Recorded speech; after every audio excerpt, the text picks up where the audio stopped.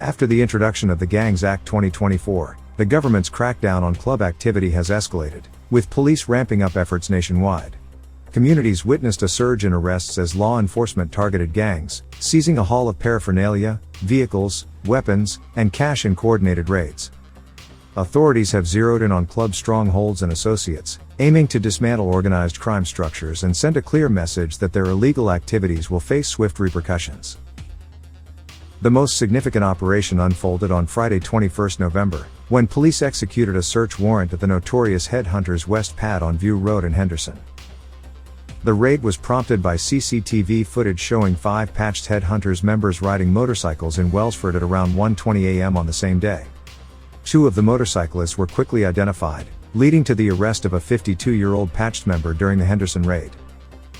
His Headhunters patch was confiscated by police, further stripping the club of its symbols of power. In a bold move, police also seized the patch and motorcycle of the club's president, a 61-year-old Henderson man, marking a significant blow to the group's leadership. Additionally, a motorcycle belonging to another club member was impounded due to outstanding fines. Both the president and the 52-year-old member now face charges under the Gangs Act 2024 for publicly displaying club insignia. Efforts are ongoing to identify the remaining 3 patched members seen in Wellsford. Police have made it clear this operation is just the beginning. This warrant should serve as notice to club members that police are actively enforcing the new legislation, a spokesperson warned. We will continue to investigate breaches and hold offenders accountable, even if enforcement isn't immediate. The crackdown demonstrates that authorities are committed to curbing club influence and dismantling their operations, one raid at a time. Police have released images of vests and motorcycles seized under the Gangs Act, showcasing their determined efforts to dismantle organized crime networks. Video footage from the operation captured 88 members outside the View Road property, some of whom were placed in handcuffs and escorted to waiting police cars. The dramatic scenes highlight the scale of the enforcement action as law enforcement officers move swiftly to assert control over the site. Authorities have reiterated their commitment to holding offenders accountable and removing gang influence from communities. The same View Road property was also targeted in August this year, when police executed a search warrant led by the Auckland City Organised Crime Unit and supported by road policing and the Armed Offenders Squad. That the operation aimed to recover a stolen motorbike and related items as part of an ongoing investigation. While the sought-after motorbike was not found, police seized several other items of concern, including a 9mm semi-automatic pistol, cash, and a small amount of cannabis. The firearm, concealed inside the property, is of particular concern, said Detective Senior Sergeant Armstrong. The cash was discovered in a safe, stored in an envelope labeled Drugs Profit. Inquiries are ongoing to trace the origins of the firearm. In addition to these findings, road policing staff impounded 2 motorbikes from the compound for driving-related offenses. Several other bikes parked at the property received green and pink stickers for compliance issues. Although no arrests were made, a man present at the pad was interviewed by police. Police across the country continued their crackdown on gang insignia under the new act. They reported multiple new breaches, with multiple arrests and enforcement actions reported. The first arrest was made just 3 minutes after the law came into effect, and 12 arrests were made on the first day alone. In South Auckland, a 33-year-old man wearing a Headhunters supporters sweatshirt, despite having no gang links, had his sweatshirt seized and is set to appear in court. In Bay of Plenty, a 28-year-old Black Power member was arrested after attempting to switch his Black Power cap for a plain one, while 2 others with gang affiliations were detained for displaying insignia. In Wellington, a patched Black Power member wearing a Nomad's baseball cap was arrested in Cuba Mall, facing charges for displaying gang symbols and possessing methamphetamine instruments.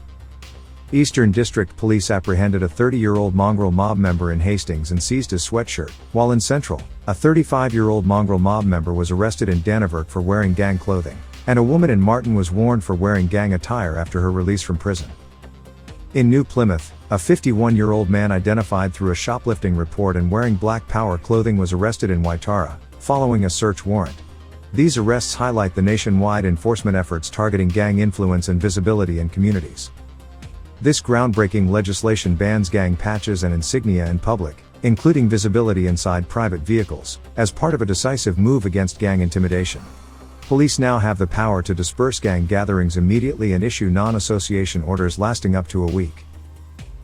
Courts can take it further with non-consorting orders, blocking communication between key gang members for up to 3 years. Additionally, gang membership will now be treated as an aggravating factor during sentencing, enabling tougher penalties even for non-gang related crimes.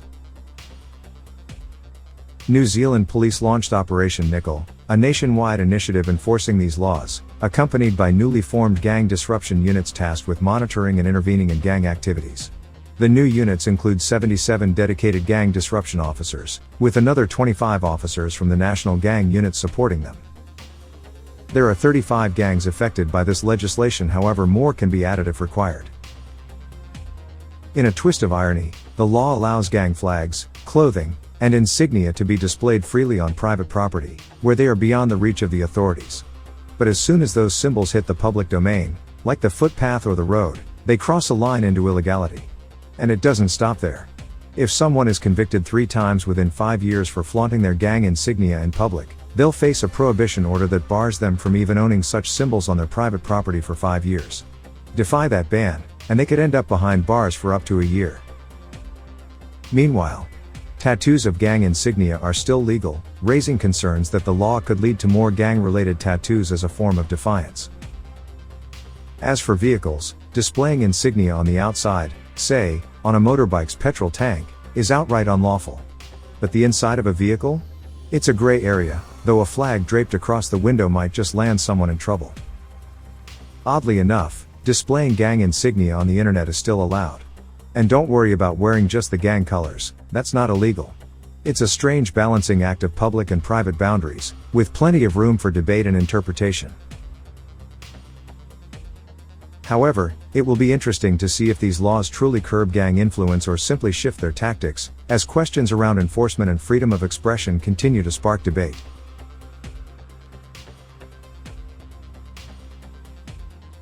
If you're looking for more thrilling and edgy bikie updates, don't hesitate, whack that subscribe button, spread and share the video, hit that like button, and drop your thoughts in the comments.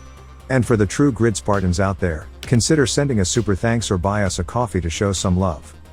Your support keeps us going and the channel thriving, especially since most of our videos aren't monetized due to all the crime-related content. Stay tuned, stay curious, stay awesome, and take care. Wu-Tang.